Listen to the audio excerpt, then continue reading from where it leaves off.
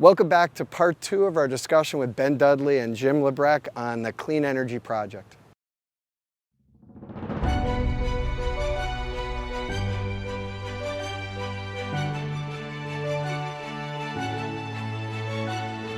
I'm Thorn Dickinson. I am excited about sharing with you authentic conversations from Mainers throughout the state about the value this project delivers.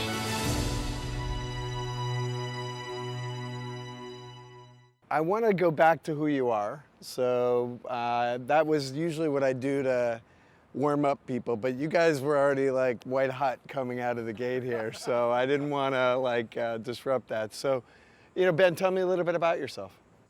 Grew up in Greater Portland and went to college here. I like to say that I left Maine after high school. I left Maine long enough to know that this is really where I'd rather be. And after a couple of years of being away, I came home, went to college, and discovered an interest in politics and government. And when I had the opportunity, ran for the legislature and served 4 terms.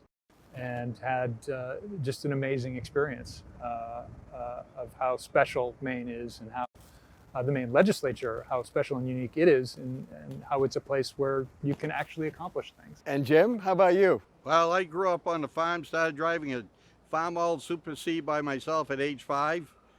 I was a mechanic as a young age, but then I got into electricity.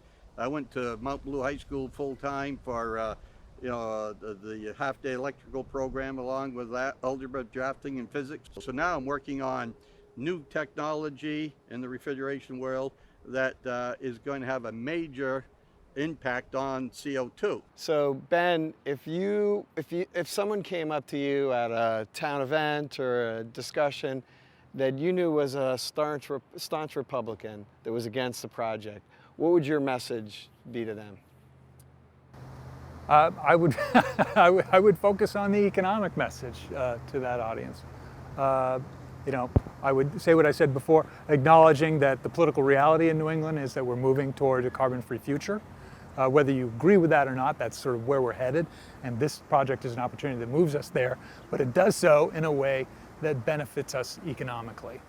It provides 1,600 jobs at a time of an economic turndown, over a $500 million increase to state GDP. It lowers electricity rates for manufacturers, employers in the state, which is why the Industrial Energy Consumer Group supports the project.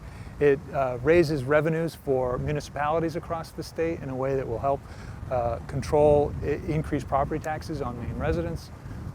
There are those arguments and others that speak to the tremendous economic benefit to the state of Maine. And if you were on the same side, somebody's coming up to you, they're a Democrat, lifelonger, they're against the project, what would your message be to them? I would explain to them that you cannot make a decision without having a comparison, another plan to compare to, and then you got to weigh out the pros and cons of those things, absent any other plan, because nobody has a good plan. I'll guarantee you, Mr. Democrat, if there was somebody who had a really good plan, better than this, they would have come forward with it. You had mentioned before the opponents not having a plan. And in addition, they want to write off the benefits of this project as a whoopie pie. And I mean, again, you're talking about, we're talking about lower energy prices, but that's not where it ends with this project. Right. So it gets into security. A state or a country can't have security without a high standard of living without cheap energy. The more expensive the energy is, the lower our standard of living goes, and the less secure we become as a nation. We're talking about $1 billion investment in public infrastructure at a time of a crisis of an economic turndown. The city of Lewiston, this is an astonishing fact to me. When I did the math, the city of Lewiston alone will see a 10% increase in its taxable value from this project, from this one project. That's going to be of enormous benefit to the people of Lewiston. Well, you know, it's interesting, Ed, your comment about having no plan resonates with me because I often get into this issue when I'm debating people publicly. And Ben, I think you've been in a few debates yourself. And, you know, some people think that, look, we could just do this with solar and wind. And there's a place in this for solar and wind.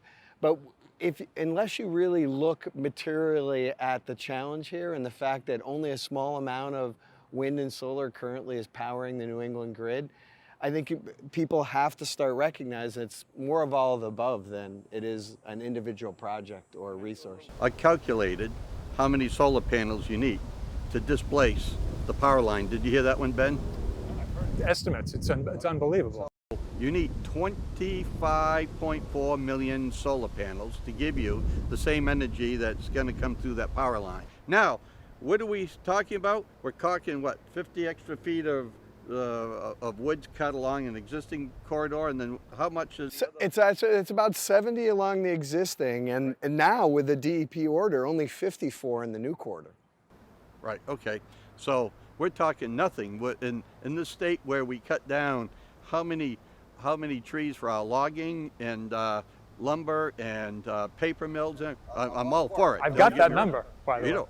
400,000 acres a year on average. 400,000 acres a year, and we're impacting 1,000 acres. So that's all for this episode. Tune in for part 3 next week. And as always, subscribe to our YouTube channel, Clearing the Air.